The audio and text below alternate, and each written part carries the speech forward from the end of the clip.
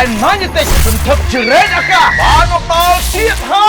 យ AI Killer Karaoke Cambodia ចំនួនអនាគតកាលជាមួយភេសជ្ជៈបើកម្លាំងបាកា ម្ដងនេះពិតជាប្លែកជាមួយបច្ចេកវិទ្យាទំនើបចុងក្រោយបំផុតគួរពីការកើត កំពូលហ្គេមបច្ចេកវិទ្យាទំនើប Technology AI ក្រៅភពធ្វើឲ្យលោកអ្នកទុកសំណល់មិនបានអូយអូយ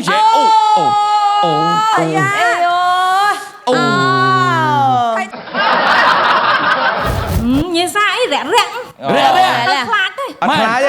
ហើយសង្ឃឹមឈ្នះហើយលើកឡើងមកសង្ឃឹមឈ្នះអត់ 100បា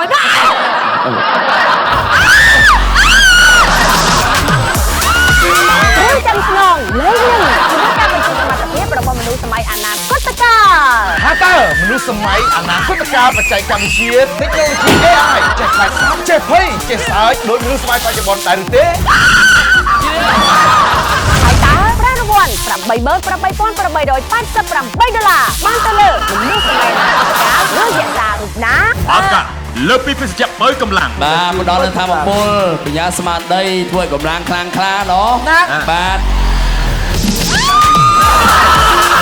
ជួបគ្នានៅថ្ងៃសុក្រនេះចាប់ពីវេលាម៉ោង 8 យប់តទៅនៅលើកញ្ចក់ទូរទស្សន៍ហងមី HD TV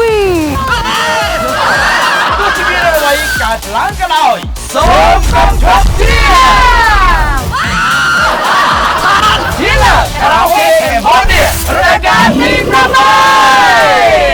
នាំមកជូនឲ្យបាកាសម្បូរដោយតូរីន Royal Jelly Ginseng និងវីតាមីនជាច្រើនទៀតដើម្បីជួយឲ្យអ្នកត្រៀមខ្លួនឆ្ពោះទៅកាន់ភាពជោគជ័យខ្លាចជាមនុស្សជោគជ័យជាមួយបាកា